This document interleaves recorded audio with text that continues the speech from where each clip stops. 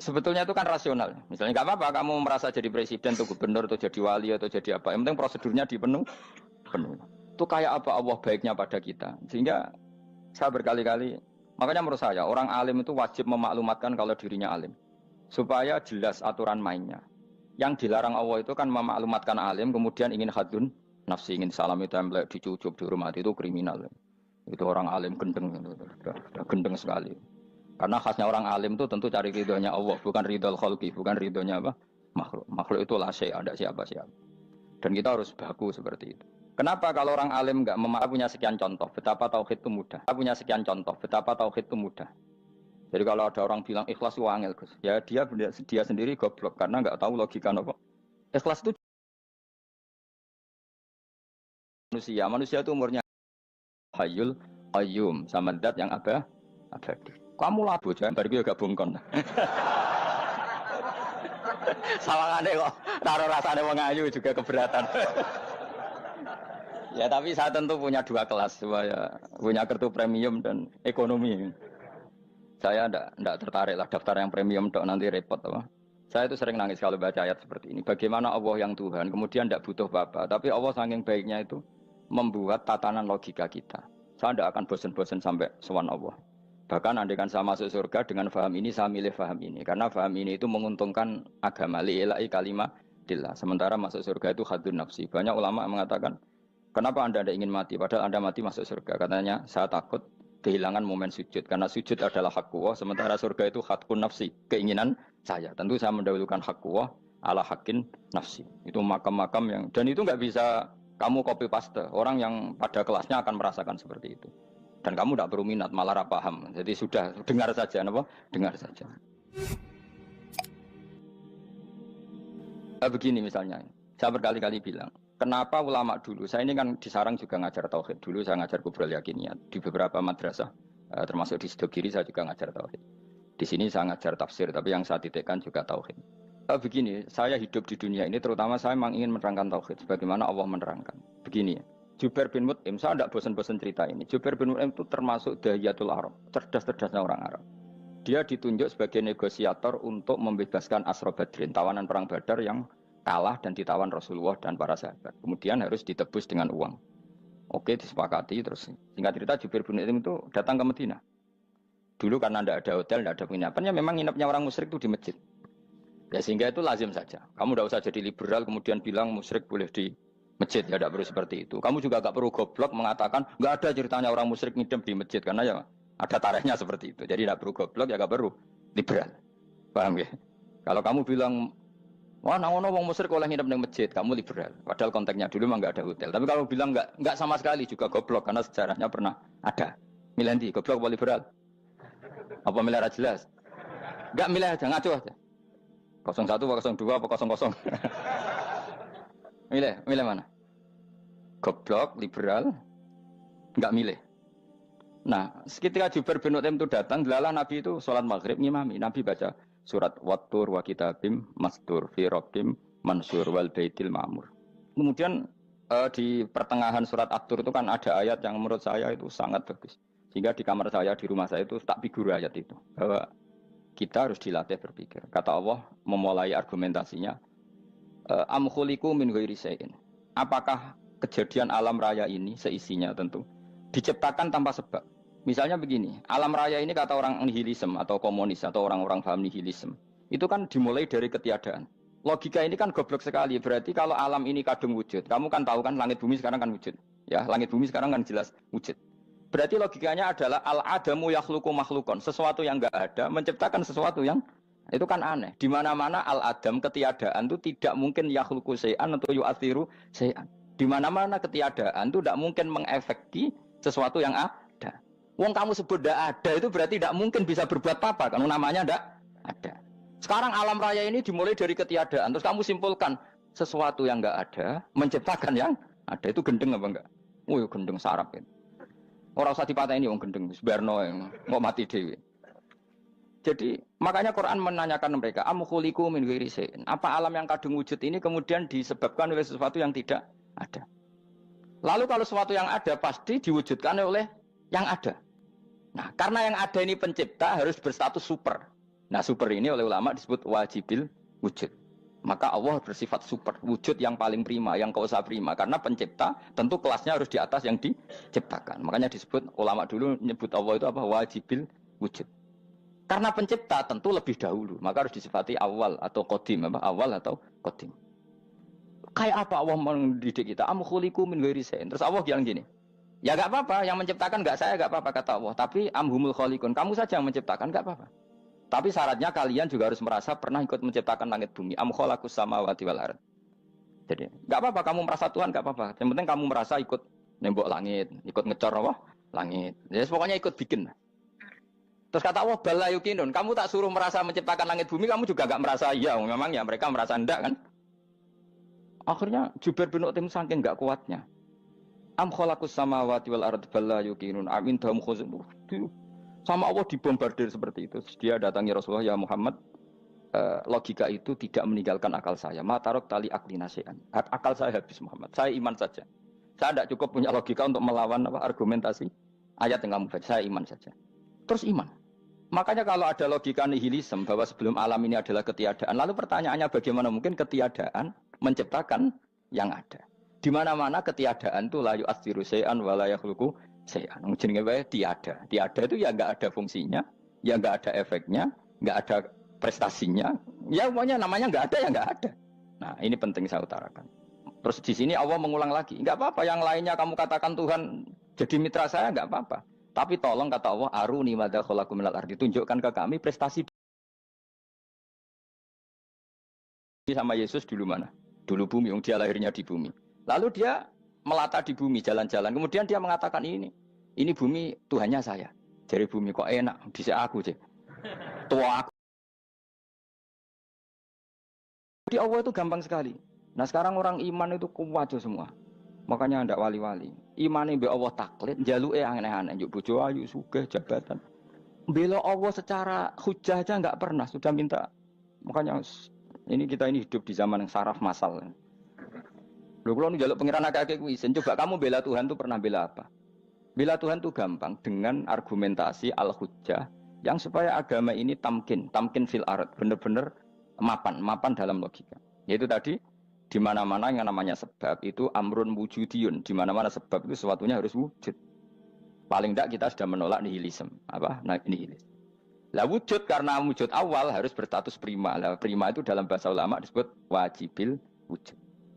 Makanya ulama dulu ngelatih kita itu pertama Allah itu siapa? Zat sing wajibil wujud. Itu satu filosofi yang luar biasa. Nah, kemudian setelah itu ada setan-setan kecil yang nganggur, yang iseng. Nah itu nggak usah kamu perhatikan. Tinggal delok TV, ngopi, terus tinggal nyate kelata. Enggak saya tamak, pingsan deh. Syukur-syukur stres deh. Dugaan saya setan saya gue pingsan, kurang gizi. Karena memang setelah itu setan itu udah gini. Lalu sebelum Allah jangan-jangan ada wujud yang lain. Jangan, lalu Allah sendiri awal mulanya gimana? Kata Nabi, jika ada pertanyaan seperti itu kamu harus berhenti. Tinggal delok TV atau tinggal delok dangdutan.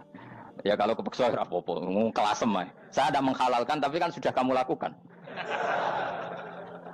Karena itu lebih baik ketimbang pertanyaan filsafat. Banyak orang yang dulu sholat ketika sekolah filsafat tidak sholat. Alasannya sampai menemukan jati diri itu Tuhan. Dan itu bahaya sekali karena Nabi berkali-kali bilang kamu jangan mikir tentang Allah pasti rusak. Orang kok mungkin rusak dari Nabi pasti rusak. Nah cara menghentikan gimana? Karena setan ini makhluk, akal-akalannya gampang. Tadi tak warai. Saya sebagai ulama atau sebagai manusia atau sebagai orang awam atau sebagai siapa saja. Kadang ada pertanyaan seperti itu. Tak tinggal anggeling dharma, kan pusing setan. Ini kan ngenteni. Weh, ngenteni bar lo anggeling dharma. Bariku aku lesu mangan mie. Bar mangan mie waret turu. Kan dia ngenteni terus mau bikin was-was lagi. Ternyata saya sibuk kan enggak bisa masuk dia. Bangun tidur aku selali pertanyaan tadi. Dinteni. Nah, dia masuk lagi aku sibuk ngajak anak jalan-jalan. Jadi saya kalau jalan-jalan di pasar itu wis enteni santai wae. Itu memang resep dari Rasulullah. Jangan sampai orang terjebak filsafat yang sampai menanyakan eksistensi Tuhan. Dan dia tidak mau iman, tidak mau sholat, tidak mau puasa sampai menemukan Tuhan itu siapa. Itu jelas minas syaitonir rajim, itu perilaku setan. Makanya Rasulullah setiap ditanya sahabat gitu itu Nabi guyu-guyu. Dan guyunya Nabi itu kata Nabi, baguslah kalau kamu takut Tuhan kalah kata Nabi. Nabi gojok gitu. Maka ada ulama yang punya seni berargumentasi yaitu Imam Ghazali. Jika setan tanya kamu, lalu sebelum Allah jangan-jangan ada wujud yang sebelum Allah. Kata Imam Ghazali, ya itu saja yang Tuhan. Yang Allah ini enggak jadi Tuhan. Ya berarti wujud sebelum Allah itu yang benar-benar Allah. Kalau kamu bayangkan lagi, jangan-jangan sebelum itu ada wujud lagi. Ya itu saja yang benar-benar Allah. Sehingga tetap Allah itu menang terus. Paham ya? Yang jelas jangan sampai didahului Adam. Karena kalau didahului Adam lebih ngeri lagi. Karena sesuatu yang enggak ada menciptakan yang ada. Itu lebih buruk lagi menurut akal. Menurut apa akal? Nah, daripada kamu nggak salim Imam Ghazali, tinggal saja ndelok tadi ndelok sinetron. Itu yang lucu-lucu aja. Tidak sing lucu-lucu. Ndelok apa mencari Tuhan. Pokoknya sing aneh-aneh, sing goblok-goblok, sing lucu-lucu. Sing perane wong apa? Lha saya sering diprotes saya. Gus Salim jenengan kok sering ndelok sinetron sing ana dialog wong goblok-goblok. Wong goblok ku menarik cara kula. Apa ya? Cara pandang itu di luar dugaan saya karena kula berkali-kali lho kalah wong goblok. Jadi makanya ini tak cerita nih beberapa kali yang dari Gus Wak cerdas berkali-kali kalau sampai goblok. Ada seorang santri itu ingin dibelikan bapaknya itu sepeda motor. Bapaknya wong desa, senengane ngrumat sapi wedhus. Lah menurut saya ya orang tuanya itu mampu lah, sangat mampu untuk beli itu. Pak mbok ditukokno mawon wong sepeda motor. Kata bapaknya, "Anakku nu jog mondok tak goblok, Gus." Wong njaluk kok sepeda motor, njaluk mobil ora ya goblok. Lah kok goblok, Pak? Jenenge donya iku Gus, sing lahirno donya kok sapi ku ndek anak, wedhus ndek anak jenenge donya. Di mana-mana jenenge donya sing lahirno donya. Iki donya kok mangan donya. Mergo motor iku kan tuku bensin, mobil. Iku cara dekne iku goblok Gus. Batin berarti kabeh kiai goblok perkarane tuku donya sing ngentekno donya. Cara dekne donya iku sing lahirno donya. Batin kok pinter iki batin. Untungnya saya ini ulama ya, ahli tafsir ya malu. Saya kalah itu ya malu. Tapi saya sebagai orang objektif fair, itu teori benar apa? Jadi donya itu ya sing lahirno donya. Donya kok mangan donya itu goblok. Untungnya dia dengan saya itu jaraknya 5 kilo 7 kilo karena 7 kilo. Lala dia diterkon sepeda motor, tapi tetap mau kalah. Pak, nanti jalan kaki saja. Karena kalau pakai motor ini kegoblokan kata saya. Terus mendingan nih, loh Gus mau kalah tadi.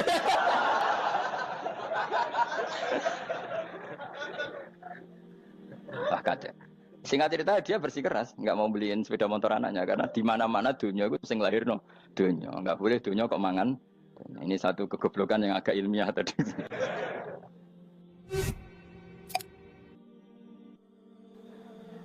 Nah Imam Asy'ari juga ngalami hal yang sama. Imam Asy'ari itu punya kita kalau ahli sunnah kan 2 partai ya. Ya dalam ahli sunnah itu hanya ada 2 partai juga. Kalau nggak Asy'ari ya Maturidi. Ya, dan sama-sama alim. Ya kalau terpaut ya paling 5%, 7% ya. Kealimannya Asy'ari dan Maturidi. Imam Asy'ari itu bikin logika yang jelimet seperti saya sekarang ini. Logikanya jelimet tapi permanen. Jadi yang saya ajarkan tadi itu logika yang jelimet tapi apa? Permanen. Karena tadi alam raya ini kadung wujud.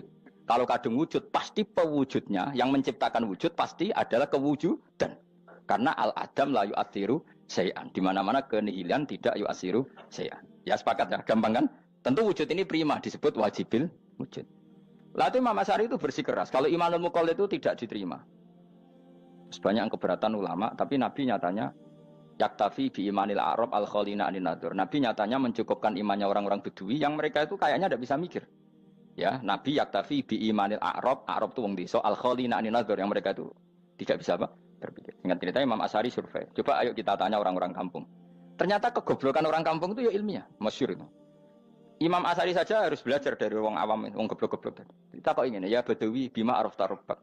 Kowe kok iman be Allah itu bima araf tarubak. Lalu kamu tahu Tuhan kamu atas nama apa? Dengan logika apa? Jawabnya enak. Al-ba'ratu tadullu 'alal ba'ir wa atharul aqdam yadullu 'alal masir. Angger ana tletong ya ana ontane. Angger ana bekas delamaane wong ya ana sing bar liwat. Jadi misalnya ada bekas teracak anjing, berarti anjing habis liwat. Ada bekas apa ular ya berarti ular harus liwat. Ada bekas tercak manusia ya berarti manusia habis liwat. La wa hadzal alam atharun min athari qudratillah. Alam iki bekas mesti ana sing gawe. Jadi Mas Ari pinter juga, mesti logikane gak jelimet tapi memang agar ana tletong ana sapine. Ana teracake wong berarti ana sing bar liwat. Dia ngomong gampang wa atharul aqdam ya dulu alal masir. Nah, terus Imam Asy'ari habis itu ngendikan, ya sudahlah dengan logika apa saja. Meskipun karena zori hadal Arabi bagaimana cara berpikir Bedui ini, sementing ada natur. Apa ada natur. Ya natur apa saja. Misalnya orang ahli matematika mungkin bilang angka dimulai dari 1. 0 itu akal-akalane Khawarizm. Mereka ini kebingungan nulis 10. Tapi tetap angka itu dimulai dari Satu. Kalau misalnya satu untuk mecah kesulitan ya harus dimulai 0,1. Tidak bisa 0 tok. Jadi 0 dulu itu untuk mematahkan kalau jumlah itu tidak sampai satu. Tapi faktanya jumlah itu kan pasti satu karena dimulai dari wajibil wujud. Khawarizm itu ya pintar matematika. Saya juga punya ilmu hisamnya Khawarizm. Itu kan dia karena kebingungan angka pecah. Misalnya 1 tidak sampai 2. Mau tidak mau harus ditulis 1,5 misalnya. Paham ya? Lalu kalau sebelum 1 tetap dia harus 0,5. Lalu hakikat 0,5 itu kan bagian dari wujud apa bagian dari Adam? Tetap bagian dari wujud. Jadi 0,5 itu kan khayal kuliah. Tawari ya. Mungkin saya ada ahli matematika ala wong kampus, tapi saya tahu Kang, ala Islam itu lebih gampang. Misalnya gini. Sesuatu itu kadung kamu putus separuh. Tapi sebenarnya misalnya 1,5 juta, 5-nya artinya apa coba? 500.000 kan. Sekarang kalau 100.000, 5-nya jadi berapa? 50. Kalau 1,5 jadi. Nah itu kan terserah satuannya apa? Tapi tetap dari 0,5 itu tetap menunjuk sesuatu yang wujud. Yaitu 5-nya sebetulnya apa? 5 yang separuh tadi. Paham sih kalau maksud? Tetap nggak bisa sesuatu dimulai dari apa? 0. Nah, makanya kata Abdul Hamid Khan kalau dalam mendidik tauhid, itu gampang saja tadi. Alam raya ini kadung maujud, kalau kadung maujud pasti disebabkan oleh sesuatu yang wujud. Karena wujud pencipta harus berstatus prima. Lah prima ini atau premium ini kita sifati wajibil wujud. Atau kamu katakan apalah kausa prima atau musabbibul asbab. Nah kelirunya kita dalam berislam itu, kritiknya para ulama, kita ini nyebut Allah dulu baru menceritakan status Allah. Kalau zaman Nabi itu dibalik. Status wajibil wujud itu kita terangkan dulu, baru yang oleh Islam itu namanya Allah. Paham ya? Kan beda, misalnya gini logikanya gini, kamu ketemu orang ateis. Saya ulang lagi, kamu ketemu orang ateis, terus kamu ditanya, lalu alam ini yang menciptakan siapa? Allah Jalla Jalaluh. Mesti kan tanya, man huwa Allah? Allah itu siapa? Kalau dulu Islam mengajarkan enggak gitu. Surat pertama turun apa coba? Iqra. Iqra itu enggak nyebut kata Allah. Iqra bismi rabbika. Rabbika itu siapa? Alladzi khalaq. Sebutlah nama Tuhan. Yang berhak menyandang Tuhan adalah zat yang pencipta. Itu tidak ada kata Allah. Di surat Mudatsir, surat kedua, ya ayyuhal mudatsir kum fa'anzir wa rabbaka fakabbir. Bukan Allah fakabbir, wa rabbaka fakabbir. Sehingga cara berpikir gini dibalik. Sebutlah Tuhan kamu. Tuhan itu siapa? Yang berstatus Tuhan adalah zat yang berstatus pencipta. Nah, lalu pencipta ini oleh Islam dinamai Allah. Kalau orang ateis kamu langsung bilang Allah, man huwa Allah. Berarti pertanyaannya Allah itu siapa? Lalu kamu jelaskan Allah adalah pencipta. Allah adalah wajibil wujud. Tentu lebih gampang kamu terangkan. Makanya Al-Quran menerangkan amuhuliku min ghairi syai'in. Mananya saya di sini, mananya ya Allah. Apa? Allah. Apakah mereka diciptakan tanpa pencipta? Tentu setelah Islam tahu itu namanya siapa? Allah. Paham ya? Kalau balen malih. Jadi sebetulnya Quran itu ngajari kita itu ilmu mantek yang luar biasa. Misalnya, ya Yuhanna su'budu. Siapa? Rabbakumul ladzi khalaqakum walladzina min qablikum. Sembahlah Tuhan. Tuhan itu siapa? Pencipta kamu dan pencipta orang-orang sebelum kamu. Lalu Tuhan ini oleh Islam dinamai. Tapi kalau langsung kamu bilang ke orang ateis atau orang Uni Soviet, Allah itu Tuhan. Allah itu siapa? Sebab itu di beberapa ayat dijelaskan dulu status Allah. Sifatnya Allah, keakhasan Tuhan. Yang dikatakan Tuhan adalah zat pencipta. Kalau tidak pencipta berarti tidak Tuhan. Sekarang Yesus pencipta bumi apa enggak? Enggak, karena dia lahir sudah di bumi. Begitu juga Fir'aun. Fir'aun itu kalah telak sama Nabi Musa gara-gara logika ini. Ketika Nabi Musa ditanya Fir'aun, wa ma rabbul alamin? Lalu Tuhan itu siapa? Kata Musa, rabbus samawati wal ardi, yang menuhani langit dan bumi. Dari Fir'aun, enggak, ma'alim tulakum min ilahin wa irisa, jalan-jalan kemana-mana yang dikatakan Tuhan oleh masyarakat saya kok. Kurang ajar Fir'aun. Terus kata Musa, ya Tuhanku yang di langit. Terus manggil Haman Masyur, ya Haman ibn Ili sorkhalla ali abluhul asbab samawati fa'attoli ila ilahi Musa. Haman, bikinan saya piramida yang tinggi, aku akan lihat Tuhannya Musa. Ada enggak di sana? Padahal misalnya munggah tenan di pangeran ra iso didelok kan repot Nabi Musa. Wah payah ya, nggak piramida nginceng pangeran teprak itu kan. Akhirnya Musa pakai logika. Ya sudah gini saja, Rabbukum wa Rabbu abaikumul awwalin, yang menuhani nenek moyang kamu yang dulu-dulu. Mau itu langsung fabuhita Fir'aun. Fir'aun itu kaget sekaget-kagetnya. Dan para penggawa Fir'aun sadar. Wah kalau Fir'aun yang Tuhan, babanya tanpa Tuhan. Kan Tuhannya balita kan gitu kira-kira.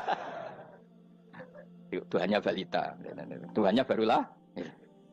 Itu kan jadi logika yang mematikan. Kalau Fir'aun Tuhan berarti babanya dulu yang wujud itu tanpa Tuhan. Karena Tuhannya baru lahir. Ini ada Tuhan kok datang terlambat ini kan. Akhirnya para punggawanya Fir'aun iman. Macam gendeng ya, Fir'aun itu gendeng. Itu pentingnya logika. Rabbukum wa Rabbu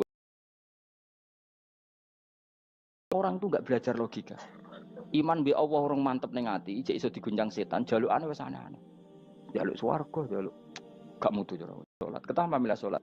Di surga itu demi khadun nafsi saya, poya saya. Tapi kalau saya sholat itu untuk hakku. Saya sebagai hamba, identitas kesejatian saya adalah menghamba. Soal nanti Allah bikin bonus surga silahkan. Maka sebenarnya masuk surga itu ada urutannya. Sebagai orang alim saya urutannya adalah berkampanye sesering-seringnya membuat logika supaya orang mudah ke Allah dan Rasul. Makanya di Quran tuh gak ada orang disuruh masuk surga dulu itu ya Tuhan nafsul mutmainnah irji'i ila rabbiki. Kamu kembali ke Tuhan kamu dulu. Bahwa kamu makhluk yang butuh Tuhan. Fadkhuli fi ibadi. Kamu masuklah berstatus hamba dulu. Kesetatusan hamba kan dengan suka sujud, suka ngamal, suka sedekah, suka tawadhu. Saya sebagai orang alim sebenarnya nggak suka mulang. Karena takut. Nak kue pinter kok nyanyi aku, nak goblok sawangannya metodeku gagal. Kan dua-duanya ini merugikan saya sebetulnya. Saya ulang lagi ya, nak pinter kayak nyanyi aku. Kan ya mungkin juga senajan rodok mokal mungkin. Sanggep ae rodok mungkin. Pemane nak sing ndik kan yo, biasanya hasud wong ndik. Mau itu sebenarnya rugi semua, tapi Allah yang memerintahkan hak wong alim kudu mulang. Perhitungan itu tak buang semua. Sing ape nyanyi nggih monggo, sing tetep goblok nggih. Monggo, semoga Allah ngutus mulang ya napa? Mulang. Anda posisikan yang mantap. Lagi buat khuli jannati. Sekarang enggak dibalik orang ini masuk surga dulu. Kayak surga di kapling. Traweh arang-arang wae jaluk Lailatul Qadar. Wingi wis Dzulhijjah wingi kan Pak. Sebagian ulama berpendapat Lailatul Qadar itu fi kulli sanatin. Apa fi kulli? Karena Lailatul Qadar berdasar nuzul Quran dan nuzul Quran itu bisa saja hari Arafah, bisa hari apa. Ada ulama mengatakan Ramadan, tapi bisa tanggal 1. Nah, kamu kan pemalas, ikut yang partai 21, 23. Karena kan wis akhir-akhir kan wis enteng. Sebenarnya Anda milih 21 berdasar ilmu apa berdasar enak anak terbatas waktunya kan? Kan lebih sempit, apa? Lebih apa? Sempit. Ya saya ulang lagi ya. Jadi Allah kalau ngajarkan hujah itu gampang sekali ya. Tadi amkhuliku min ghairi syai'in. Enggak apa-apa saya ada Tuhan kata Allah. Tapi kamu harus punya logika. Alam raya ini diciptakan tanpa pencipta. Mau enggak kamu punya logika seperti itu? Bahwa alam ini yang wujud diciptakan nama itu wajibil wujud. Dan itu Tuhan kita yang oleh Islam dinamai Allah. Bang, makanya nyebut Allah itu di surat-surat awal Quran enggak ada. Coba. Awal surat Quran itu surat apa coba? Iqra kan? Iqra itu ada enggak kata Allah? Enggak ada. Iqra bismi rabbika. Rabbika itu siapa? Allazi khalaq. Surat Mudatsir sama. Ya ayyuhal mudatsir qum fa'anzir wa rabbaka fakabbir. Ya sudah seperti itu. Ya ayyuhan nasu ubudu rabbakum. Rabbakum itu siapa? Allazi khalaqakum. Nah, kita ini keliru metode. Pemene wong tukang wiridan Allah. Tapi ora roh Allah iku sing sapa? Ya dia Allah. Dia nyifati Allah mau sing ngekei swarga, sing ngekei duwe, sing ngekei widadari. Jadi Allah disifati sesuai selera yang menguntungkan dia. Bahwa Allah ini yang ngampuni saya, kemudian saya masuk surga, kemudian ngeloni widadari. Makanya kalau dia jadi wali tak demo. Tak laporkan MK pokoknya. Suluh. Karena ini wali pecundang. Bagaimana mungkin calon wali pikirannya khadun nafsi? Kalau lama gak gitu, mendikan Allah itu zat paling penting di dunia. Maka akan saya maklumatkan di dunia bahwa orang kembali ke Allah. Caranya gimana? Akan saya kenalkan Allah lewat logika. Caranya apa? Kita sifati wajibil wujud. Kita sifati rabbukum wa rabbu abaikumul awalnya. Dengan sifat-sifat yang semuanya mengarah ke dikjayaan Allah Subhanahu wa taala. Iku jenenge kowe bener-bener ulama. Iku disebut bal wa ayatum bayyinatun fi suduril ladzina utul ilm. Makanya ulama itu orang yang luar biasa sampai disebut innama yakhshallaha min ibadil ulama. Ahli ibadah itu rapati wedi pangeran. Masuk wiridan istighfar nangis rapati wedi pangeran, gayane tok nangis. Karena sebenarnya dia nangis wedi ra mlebu swarga. Mlebu swarga gak iso ngloni. Dari itu aja orientasinya itu. Makanya bener Kanjeng Nabi nak gojlok orang alim satu itu lebih utama dibanding 1000 ahli ibadah. Bahkan Nabi pernah ngendikan sangat ekstrim. Fadlul alim alal abid kafadli ala adnakum kata Nabi. Keutamaan orang alim dibanding ahli ibadah itu sebagaimana kelas saya kata Nabi dibanding kelas terendah kalian. Padahal Nabi dengan Abu Bakar saja jaraknya sangat jauh. Itu kata Nabi fadlul alim alal abid kafadli ala adnakum. Keutamaan orang alim dibanding orang abid sebagaimana keutamaan saya dibanding sahabat paling rendah. Karena tadi abid itu ada oportunisnya. Tapi kamu jangan benci abid loh. Karena kamu ya ora alim ora abid. Saya saja yang kritik, saya yang tanggung jawab di depan Allah. Orang abid itu kadang kan wiridan nganti nangis, pikirannya apa coba? Wis rasakno mungkin apa wiridan pikiran aja. Di sepuro dosane, terus apa kan? Mlebu swarga, terus apa kene swarga? Aku takok. Saya aku takok, ayo sing ape mlebu swarga apa kegiatan? Rencana pertama apa? Terus gak usah munafik biasa wae. Mau inna ansa'na apa? Insya ayat kalau harus jujur, apa jujur. Bandingkan kalau orang alim. Orang alim itu ketika nyebut Allah itu iri ya Allah. Kenapa di dunia ini ada makhluk lain yang menandingi engkau? Saya tidak ridho. Kenapa di dunia ini ada syarik, orang yang dimitrakan seperti engkau? Maka orang-orang alim ini ingin memaklumatkan bahwa la syarika lak, labbaika wa humalab, baiklah syarika lak, innal hamda wa ni'mata laka wal mulka la syarika lak. Sehingga para nabi itu memaklumatkan itu. Engkau saja yang Tuhan ya Allah. Semua nikmat dari engkau, semua kepemilikan ini milik engkau. La syarika lak labbaik. Dimaklumatkan ke dunia. Innal hamda wa ni'mat itu dimaklumatkan. Enggak ada kepikiran mereka masuk surga. Karena mereka ingin memaklumatkan bahwa Allah ini yang Tuhan. Sama tak ceritani Nabi Ibrahim dari Khalilur Rahman, rumang samu kakan wiridan kaya kowe ndak. Wiridannya Nabi Ibrahim sama-sama mungkin banyak sampean. Karena sampean banyak kepentingan tadi. Wali-wali dulu kalau wiridan itu tidak sebanyak sampean ndak, tak jamin ndak. Pemene maca lelo ping 10.000 ndak biasa wiridannya. Tapi khosyahnya sama Allah luar biasa. Pertama Nabi Ibrahim diangkat jadi khullah. Khullah itu ya Khalilur Rahman itu. Itu dia wiridannya gini. Ya Allah, innahu la yahzununi alla ara ahadan fil ghairi ya'buduka. Alla ara ahadan fil ardi ya'buduka ghairi. Sama saya hafal tadi. Memang saya hafalkan. Ya Allah, saya ini susah sekali. Kenapa zat sepenting engkau kemudian yang menyembah engkau hanya saya? Ini tidak fair. Makhluk yang enggak penting saja punya umat.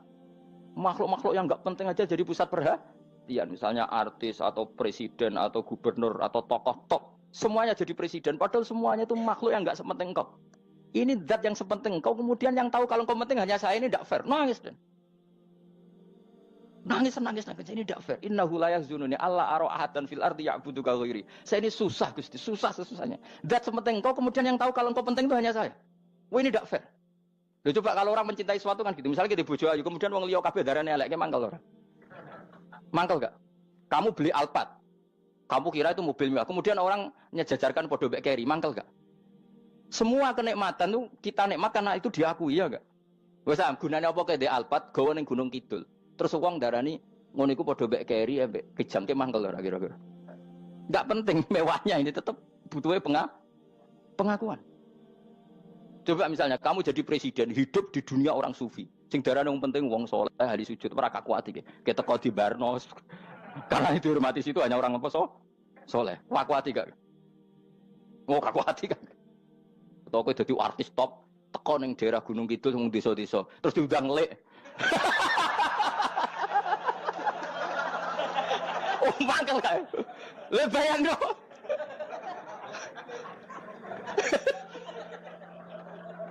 Oh, kamu menteri top, menteri BUMN, barang dolan itu iso diundang lek. Mados walang lek ngono. Oh, mangkel. Karena orang keren itu butuh pengakuan apa? Wes misalnya di bojo ayu terus wong liya kabeh darane elek mangkel gak? Sebetulnya orang merasa nikmat itu karena pengakuan. Bayangkan andaikan orang itu melihat Alphard itu tidak wow. Orang punya Alphard gagah enggak? Oh enggak gagah. Kalau orang lain enggak bilang apa? Oh.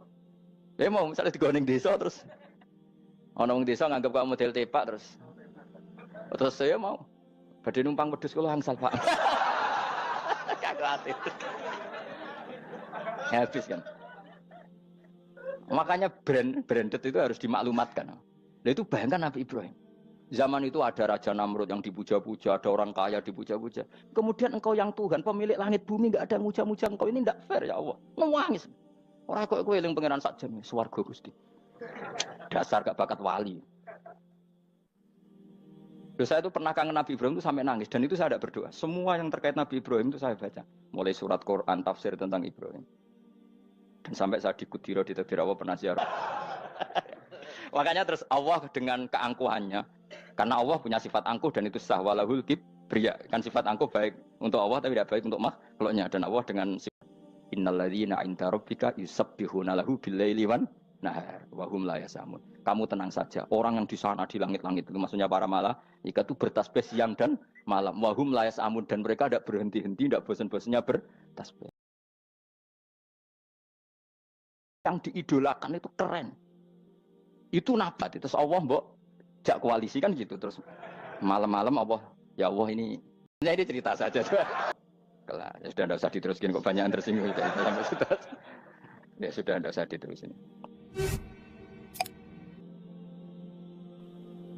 Walau akhidu mau mengalap sapa Allah anas saya manusa bima kan perkara kasab bukan nglakoni sapa anas.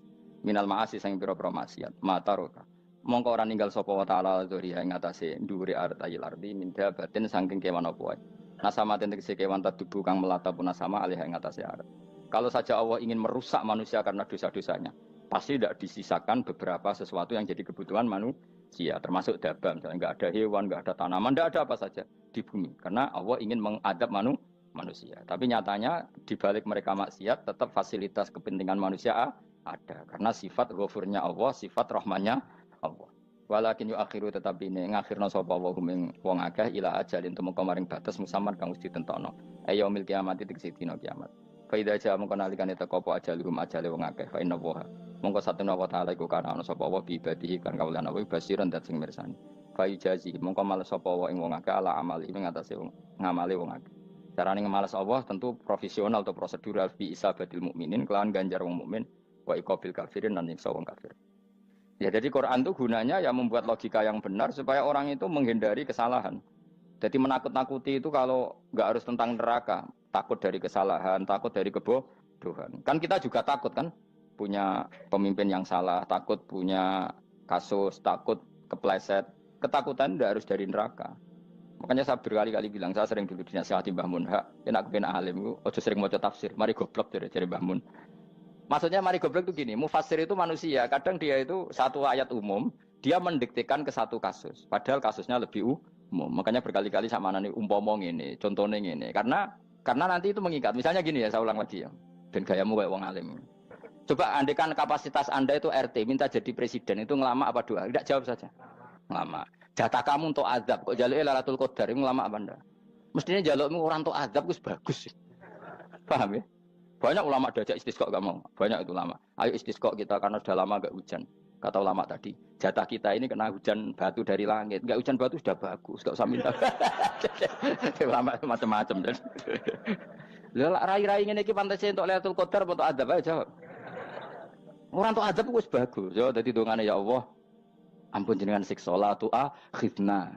La tu akhidna maknane njuk Lailatul Qadar apa ora disiksa. Ya makam kita itu masih Rabbana la tu'akhidna.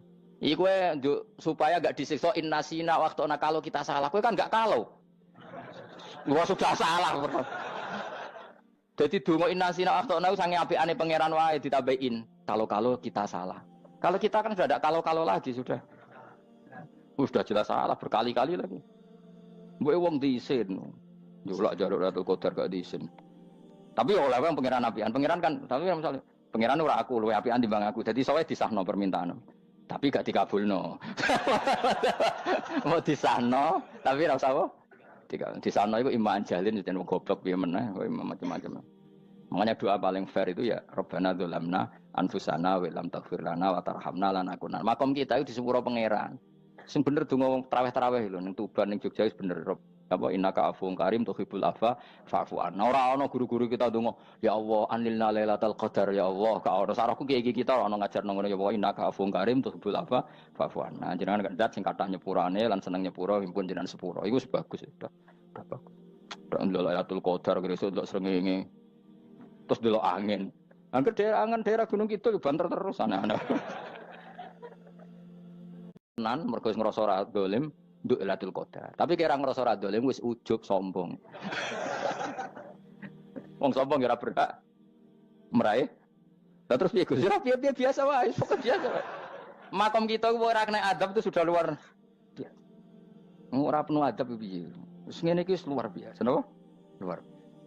Mun nang ngandel kula. Wis ngene iki wis keadaan seperti ini terus. Soale dongane wae Rabbana la tu'akhidna in nasina wa akhtana. Itu jadi itu sudah luar biasa. Nah, ini kan teruskan dawuh Mbah Mun ya. Misalnya Allah bilang gini, fattaku, maka takutlah kamu. Biasanya mufasir ditambahi minan nar, maka takutlah kamu masuk. Sebetulnya yang perlu dihindari dari kita takut itu ya, takut salah, takut bodoh, takut terdolimi, takut mendolimi orang lain, takut hidup tidak ada gunanya. Tapi mufassir tentu milih yang populer. Takutlah kamu dari api neraka. Coba misalnya gini, kita nanti masuk surga. Kemudian zaman di dunia kita tidak pernah berkampanye ya atau berkontribusi untuk agama Allah. Cara saya itu izin. Kata Imam Malik, saya masuk surga. Kemudian orang yang mencintai saya masuk surga itu saya malu. Rasulullah juga gitu. Saya sebagai pemimpin umat, saya malu masuk surga. Dan satu dari umat saya masih masuk neraka. Jadi ulama dulu tuh ketakutannya bukan sekedar masuk neraka, takut malu, takut bodoh, takut keliru, takut. Saya misalnya nanti masuk surga itu malu dengan saya tidak pernah ngajar tafsir Jalalain. Malu saya. Karena katanya Allah, hak kenapa pun swarga? Terus dibuat swarga. Tapi kalau pernah baca tafsir Jalalain kan anak keren nih. Keren artinya saya pernah mengkampanyakan Quran, pernah mengkhidmati Quran, pernah ngitmai kitab, pernah mulang, pernah sowan. Biasa tiap bulan sowan jenengan gak sopan tapi. Mulane kira usah bales sowan rono malah ganggu aneh-aneh. Kadang santri yo pidol, wis diulang cek sowan. Orang tuh kiai kalau sudah di rumah tuh milik keluarga biar fair. Bermulang cek assalamualaikum. Terus kiai ini kagok keluargane ku kapan? Boyo mikir bocah ora karu-karuan. Jadi seneng yo di ilmoni, napa seneng yo di ilmoni. Saya ulang lagi ya. Nah, kata yang ditafsir itu sering tidak mengikat. Makanya kata Mbah Mun, baca tafsir itu dikurangi. Maksudnya dikurangi itu bukan apa-apa, maksudnya tadi kalimat yang ditafsir itu tidak mengikat. Yang mengikat itu yang kalimat di Quran. Nah, kalimat Quran itu umum, napa? Misalnya gini. Adil. Lalu adil itu misalnya mufassir menafsir, adil itu menyamakan di antara dua orang konflik. Misalnya di MK 01 dan 02 dianggap sama, itu namanya adil. Itu kan dawai mufassir. Atau misalnya gini, Allah bilang gini ke saya, hak kan ada di kiai sing adil. Terus adil ditafsiri orang, adil itu menyamakan sesama murid, haknya sama. Nah, tapi bisa saja adil itu di luar itu semua. Misalnya gini, ternyata adil menurut Allah gini, adil maknanya seimbang, apa? Adil itu maknanya apa? Seimbang. Lalu keseimbangan seorang hamba adalah dia ingat Allah lebih banyak. Karena ini bandul yang benar-benar nyata. Allah itu nikmatnya nyata. Sehingga ketika saya sebagai orang alim, ingat saya alim itu karena Allah. Dikasih ilmu Allah, dikasih cerdas Allah. Dikasih semuanya dari Allah. Sehingga saya itu tidak merasa kumuluhur pada kalian. Karena semua ini dari Allah. Kemudian Allah sendiri yang memerintahkan, ya, kamu harus mengajar. Maka saya ada Arab-Arab salam template sampeyan, penghormatan sampeyan, apresiasi sampeyan. Karena saya hubungannya hanya dengan Allah Subhanahu. Itu namanya adil, meletakkan sesuatu proporsional. Itu juga adil namanya. Makanya seseorang itu nggak bisa dikatakan abid selagi belum tahu kalau ibadahnya minallah. Jadi misalnya ke ibadah tok, ternyata kamu yakin itu ibadah kamu, amal kamu itu belum abid. Abid hakikat adalah alhamdulillah alladzi hadana li hada wa ma kunna linahtadiya laula anda tahu. Ketika kita sujud yakin ya Allah alhamdulillah jenengan menakdir saya sujud. Saya sholat alhamdulillah engkau menakdir saya sholat. Sehingga minallah dulu, pikiran itu semua kebesaran kemendaharan ini minallah dulu. Baru setelah minallah kita yakin billah. Setelah billah juga yakin ilallah. Misalnya gini ilallah itu. Setelah saya ngajar tafsir Jalalain, kepentingan saya satu. Hamba-hambanya Allah menjadi tambah mencintai Allah. Tidak mencintai saya, enggak penting sama mencintai saya. Makanya Imam Syafi'i tiap ngajar bilang begini. Wadidtu annal khalqa ta'allamu hadal ilma wala yahmadunani. Saya senang kalau kalian belajar fikih sama saya, tapi kamu tidak usah muji saya. Jadikan fikih ini alat taqarrub kamu kepada Allah. Itu namanya minallah wa ilallah. Itu adil. Tapi adil yang dijelaskan ulama beda-beda tadi. Antara keluarga dan murid. Meskipun kamu senang mulang, jangan merantarkan keluarga, itu tidak adil. Itu kan versi, no? Maksudnya Mbah Mun, kamu jangan terjebak versi-versi dalam tafsir. Paham ya? Karena Allah hanya ngendikan i'dilu wa aqrabu. Paham ya? Tapi kan penjelasan adil ini orang versi. Paham ya? Ada yang nulis adil adalah meskipun mimpin masyarakat ya ingat keluarga. Karena sing tukang wayo kan nafsirin adil adalah karena laki tidak cukup istri satu maka ayo kan yo repot nanti. Tapi kalau kadung istrinya 3 atau 4, adil adalah harinya sama meskipun janda dan perawan. Dari sing lanang gak adil adalah proporsional. Sing wis suwi dikumpuli dikurangi. Yang baru ya mungkin kabeh enggak kalau nuruti. Mungkin enggak. Ya, tapi itu kan versi, nama. Maka kata Mbak Mun itu memang saya itu merasakan, saya sebagai mufassir merasakan memang saya kan sering baca Jalalain beda dengan tafsir Munir, nanti beda dengan tafsir Qurtubi. Saya beri contoh misalnya. Dan kamu pasti salah jawab ini. Kalau kamu benar berarti ya alim tenan. Wa idza darabtum fil ardi falaysa 'alaikum junahun an taqsuru minas shalah. Orang kalau pergi itu boleh enggak ngosor salat? Enggak jawab saja. Boleh kan? Ngosor sholat itu apa? Misalnya sholat asar 4 jadi berapa? 2. Kalau isya jadi 2. Kalau subuh? Enggak, sudah maju lah. Maghrib? Enggak, kan yang bisa dikosor hanya berapa? Yang rubaiyah, yang apa? Berarti kamu yakin? Antak suruh minas sholat artinya 4 jadi 2, yakin? Enggak, jawab saja. Yakin. Nah itu termasuk orang pinter. Ya. Berarti ilmu lagi sak trip. Ya? Sebetulnya kata Imam Qurtubi enggak. Ayat itu kan hanya bilang gini, kalau kamu bepergian, maka kamu boleh menyendak sholat. Qasru itu memotong. Dari aturan yang dulu 4 menjadi 2. Sebetulnya tidak hanya itu, Dok. Aturan tidak boleh membawa najis menjadi boleh. Aturan harus tumak ninah menjadi tidak harus tumak ninah. Misalnya kamu sholat dalam keadaan perang, wajib tumak ninah apa boleh sambil lari-lari? Boleh sambil lari-lari. Boleh gak ketika perang kamu sholat sambil menghadap tidak ke kiblat? Boleh. Makanya antak suruh minas sholat maknanya apa? Jika kamu pergi, maka dalam konteks itu kan perang ya. Ayat itu memang konteksnya perang. In khiftum ayyaftinakumul ladzina kafar. Jika kamu dalam keadaan perang, maka boleh memangkas apa yang pernah wajib dalam aturan sholat. Paham ya? 4 menjadi 2. Keharusan menghadap kiblat menjadi tidak wajib. Membawa najis sholat sah enggak? Enggak kan? Tapi kalau dalam perang, kemudian pedang kamu ada najisnya, boleh dibawa enggak? Boleh. Jadi maknanya taksuru a'ammu min ayakuna qasra sholat wa a'ammu min ayakuna wajibati sholat yang sekarang enggak wajib. Semua itu namanya juga meringkas kewajiban. Berarti nak mana nih? Jika kamu dalam keadaan perang maka boleh memangkas sesuatu yang dulu wajib menjadi tidak wajib, yang dulu haram menjadi boleh. Tapi mufassir mencontohkan qasru sholat hanya 4 menjadi 2. Dong ya. Oh ya, nangke alim ngono tenan wis dokter tafsir sang. Engko tak iku sudah dhewe. Tapi ora perlu orang lain ngakui. Jadi itu contoh kecil. Jadi mufassir karena kebetulan dia tahunya hanya qasru sholat itu 4 jadi 2, dia itu. Padahal di tafsir lain diterangkan qasru itu artinya menyingkat atau mencendak atau memangkas.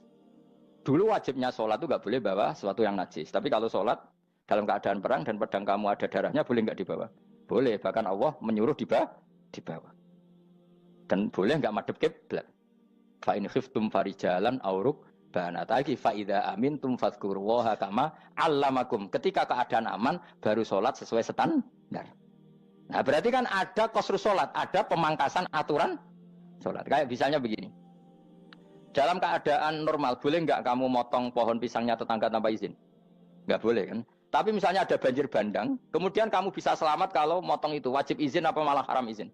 Haram izin, harus kamu langsung potong. Karena kalau tanpa begitu kamu tenggelam. Dan yang punya wajib meridhoi. Kalau nggak meridhoi disalahkan syarak malah. Paham ya? Jadi ini penyolongan yang wajib. Tapi tak sebab potong kayak ngelangin. Terus gedangnya berpangan. Itu berlebihan. Karena Allah memaklumi hanya untuk ngelangi. Jebule harus menisan lah. Itu di luar izin syariat apa?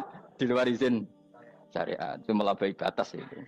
Syaratnya boleh itu ghairu baghiw wala famani turra itu darurat syaratnya ghairu baghiw wala dan tidak boleh melebihi batas. Lho ora ape ngetok gedange jupuk sik sing mateng dipangan terus diketok. Ora oleh. Paham jelas ya. Makanya kalau ngaji tafsir ya saya kan berkali-kali ada makna di tafsir Imam Suyuti saya tambahi umpamanya ini. Maksudnya umpama itu supaya contoh itu tidak mengikat. Jadi yang disebut beliau itu satu dari sekian potensi ribuan contoh. Ya kayak tadi misalnya antak suruh minas sholat. Itu umumnya ulama membayangkan qasru sholat yang 4 jadi 2. Padahal enggak, maknanya meringkas aturan dari wajib menjadi tidak wajib. Bahkan sebagian aturan itu dikatakan haram, tidak haram. Jadi tadi misalnya bawa najis atau teman kamu mau dibaca orang kafir, terus kamu bilang, hei hati-hati, itu tidak batal kalau dalam sholat siddatil khauf. Paham ya? Jelas? Semaju lah. Malam terus likur, lelatul. Wis gumen mbek wong-wong bingung ora ilmune wong-wong. Ma ungzira abahum alam yung daru tegese ora den kei wedi sapa ngangge fi zamanil fatrah ing dalam zaman fatrah. Ya sama seperti ini. Orang tidak mendapat ingzar itu fi zamanil fatrah, zaman enggak ada rasul. Tentu tidak hanya itu tok. Ada rasul tapi orang itu jauh dari komunitas ulama.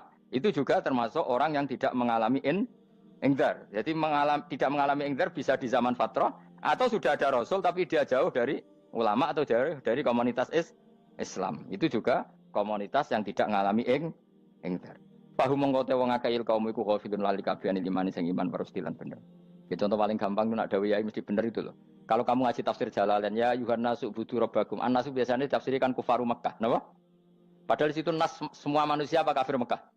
Semua manusia. Cuma konteks dulu karena Nabi orang Mekah dan zaman itu yang diberi peringatan orang Mekah, Imam Suyuti bilang kufaru Mekah. Lah seperti itu kufaru Mekah mengikat apa enggak?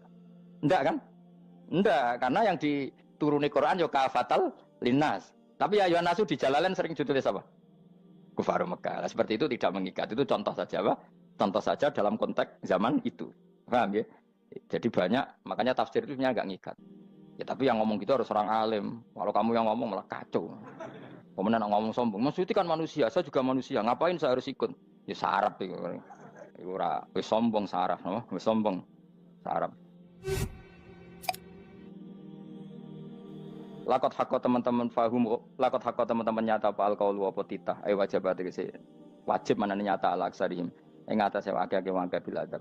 Lakot hakko teman-teman jadi nyata apa alkaulu apa titah anane adab, wajibat itu wajib apa adab ala aksarihim bil adab, fahum mengkote wong akeh layu minu nara iman sopong akeh, aksaru itu saya akeh wong ora iman, zaman iku mas, ya maksudnya zaman iku, tapi jengben gue buatan ngerti, tapi yang mungkin batu Isa itu semua orang iman, tapi ya banyak yang setelah iman itu tidak bermanfaat lagi karena wis napa matahari terbit dari napa barat khinala yang fa'u nafsan imanuha lam takun amanat min qabl inna sa'atam ingsun ujal naga ingsun fi anaqihim ing dalam gulu-gulune wong akeh tak gawe aghlalan ing belenggu bi ayu doma kamar di antu doma kamar sento dewi kumpulno ilaha maring anak apa alai di tangan di anal gel karena saat menegil iku yajma'u iso ngumpulno gil al yada ing tangan kal unuk maring geger maring napa gulu-guri lho jenenge unuk wong Arab nak darani kene ku unuk nak darani kene ku nakher. Ya cari wong Arab, ya kene ki unuk, kene ki nakher. Lah gulu niku ngeten, tangan ditakok teng napa? Napa? Gulu. Napa jenenge jenenge? Cidok niku cidokne. Sing guri-guri. Faya mengkote tangan ila aidi kumasmatun ting kupono ila atkoni maring dagu. Niki lho jenenge dagu. Jam udakonin waya mustama ulahyan. Kumpule dua dagu atau dua wang nah ki cumanan.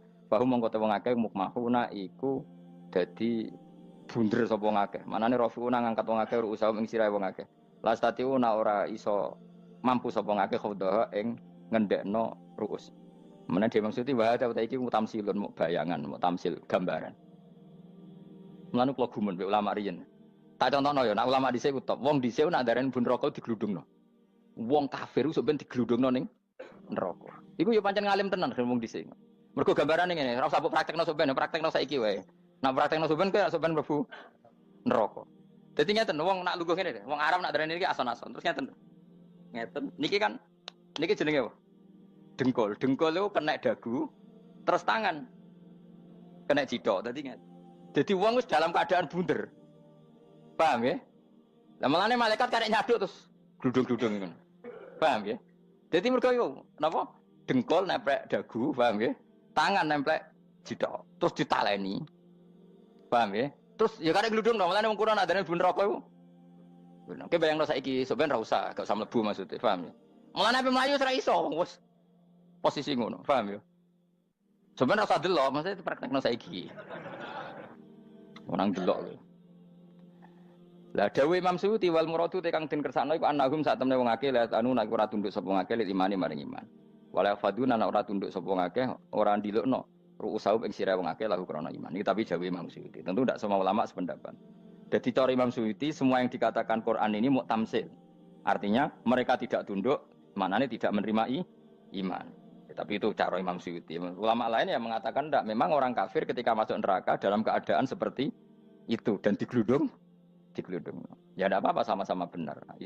Ya sama-sama benar karena ya Quran itu milik bareng, milik bersama. Jadi kan banyak kalimat kayak tadi mengkosor sholat, meringkas sholat. 4 jadi 2 yang meringkas, paham ya? Dari aturan ketat menjadi agak longgar juga meringkas. Jadi semuanya namanya memotong apa? Memotong dari 4 menjadi 2 yang memotong, paham ya? Dari aturan wajib menjadi tidak wajib juga memotong. Nah, itu kan sama-sama benar. Lihat nanti konteksnya. Waja'alna lan gawe sapa ingsun mimpeni aitim sanging ngarepe wong akeh sadan ing tutup. Wa min khalfihim sanging gurine wong akeh sadan ing tutup. Fathisin sadan wa dhammiha lan dhamai sin sudan fil maudhi'in ing panggonan loro. Faksena mongko ngekeki gelap ingsun ing wong akeh, fa mongko te wong akeh lagi sirun rane ngali sapa wong akeh. Tamsilun iki ya contone edon isat diturukil iman maring ketutupe dalan iman alih ngatasi kufar. Nah cara maksudé kabeh iki mau tamsil. Dadi ngene. Dari depan kami iman. Tapi ulama lain mengatakan ya enggak, memang pernah ada peristiwa di mana orang kafir ngepung Rasulullah dan mereka dari depan matanya dihalangi, dari belakang dihalangi, sehingga ketika Rasulullah keluar mereka tidak melihat. Itu ya nyata ya. Jadi makanya ngaji ya. Jadi ben keren. Oh ini ada sekian tafsir. Terus gue ngomong kan kayak wong alim keren. Nah takoi kata siapa? Ono rekamane. Tapi yang orang ngaji dhewe. Nah takoi kata siapa? Ada rekamannya. Lah anak aku takoi ada kata siapa Gus? Tak dudono kitabe. Lah aku dudono rekaman. Iku apik zaman akhir wis maju. Soale sing rido kan. Enak kok Kang jadi orang alim gue enak. Nanti itu jadi orang alim ya rugi. Tadi nanti kan gitu. Syaikhul Qadir masuk surga. Entah ini gelombang kedua dan para penggemarnya. Jadi akhirnya sing alim tenan yang buswarga, sing kedua dan para penggemarnya. Gue rasa alim Kang, cukup penggemar. Jadi aku sebenarnya rugi kan. Gus Pak masuk surga kedua dan para penggemar. Waduh. Terus jebule padha wae. Itu saking rahmane Allah. Kenapa? Kan masyhur itu hadis itu. Rasulullah itu ada sahabat nangis, gak bisa tidur nangis. Berhari-hari gak bisa tidur nangis. Hanya karena ingin punya satu pertanyaan. Lama-lama ketemu Nabi. Ya Rasulullah saya sudah berhari-hari gak bisa tidur. Ingin menanyakan ini tapi tidak berani. Coba kamu tanya saja. Ya Rasulullah, saya ini kalau mati, engkau kan suatu saat dipanggil Allah. Saya tidak ketemu engkau. Makanya mumpung sekarang saya tak melihat wajah engkau sekuat-kuatnya, sepuas-puasnya. Kata Nabi ya. Terus, kenapa? Ya kalau engkau di surga, saya di neraka kan gak ketemu lagi. Atau kalaupun kau di surga kan kelasnya beda, kan tidak ketemu lagi. Jadi kemungkinan dua-duanya itu tidak ketemu kata. Karena tadi bisa saja ya, artinya Nabi karuan di surga, saya di neraka tidak ketemu. Atau engkau di surga, saya di surga pun beda kelas, ya enggak ketemu. Terus kata Nabi, tidak begitu aturan mainnya. Almarhum ma'aman ahabba. Orang itu sesuai yang dia orang bersama orang yang dicintai. Jadi ya saya harus ikhlas kalau kamu saingi nanti. Ya, takdir no. Wasawana ni podo kali ngatasi wong akeh angger tau itu ngekek peringatan sira gumeng wong akeh tahqiqil hamzatain angger ta. Wa ibdali saniyati alifan angger ta humata sili ala nasil hamzah wa itu khali alifan wa pun alif binal musahalan dan hamzah sing ditasil wal ukhra lan ya wa tarki lan tinggal itu khol. Amnam tungzirhum wong ra wis bakat kafir mbok elingno cek ra mbok elingno tetep la yuk minun ora gelem iman. Lah sing iman iku sapa inama tungziru mestine ngelingno sira. Maksude yan fa'u tegese manfaat apa ing daruka peringatan sira. Peringatanmu manfaat man ing wong ittaba kang anut sapa man atikra ing Quran Quran atis Quran. Wa khasyialan wedi sapa man Ar-Rahman ing Allah Rahman bilwibi padahal ora roh pangeran. Ya khofa tegese wedi sapa wong ing Allah toh walam yara ora ningali sapa wong ing Allah. Nane bilwibi itu apa? Takut Allah dalam keadaan toh dia tidak melihat Allah lang. Mergo tak tafsiri bilwibi barang gaib ning Indonesia terjemahannya hantu. Melihat alam gaib itu maknanya apa dalam bahasa Indonesia? Hantu. Mulane bilwibi ra tak terjemah apa? Ya namanya ini wakosya lan di sapa wong Ar-Rahman wa Rahman bil ghaibi padahal dene ra roh langsung. Ya ora usah diterjemah ya. Terjemah dadi apa? Barang gaib malah repot. Wa basiruhum mongko ngekeki berita gembira sira ing iman bimaghfiratin kelawan pengempuran wa ajrin dan ganjaran karimin kang terhormat. Orang yang seperti itu yang ikuti Quran dan takut Allah itu layak mendapat maghfirah wa ajrin karim wa ta'ala jur karim wal jannatu swarga. Inna satu ingsun wa nahnu ya ingsun iku nuhyi uripno ingsun al mauta ing wong sing mati libasi krana pas. Wa natubulan nulis ingsun fil lauhil mahfuz ma ing apa wae kodamu kang nglakoni sapa ngake fi hayatihim. Di lauh mahfuz apa yang pernah kamu lakukan ditulis min khairin kaapian wasari dan kaelean liujazau supaya diwales sapa ngake alih ing atase iki. Wa atharahum lan yo tak tulis bekas-bekas kelakuanem. Matek se perkara ustuna kang digawe sunah apa bima badam sak usum ngake. Jadi perilaku kamu ditulis setelah kamu mati ya masih ditulis yaitu bekas-bekas sunnah kamu yang pernah kamu lakukan. Jadi misalnya kayak kok penemu judi, selama ada orang judi ya kamu dapat, paham ya? Paham ya? Loro gak ya? Makanya ulama ngendikan dulu tubalil amwat, tubaliman mata wa matat ma'ahu dunubu. Bejo wong mati, kemudian dosa-dosanya melok mati pisan. Maknanya dia mati dalam keadaan tidak pernah melahirkan sunnah keburukan, paham ya? Tapi bejo wong sing mati, kemudian dia meninggalkan sunnah kebaikan yang diikuti terus. Kok sampean ini lo bener? Gak paham jalannya lah, nggak jalan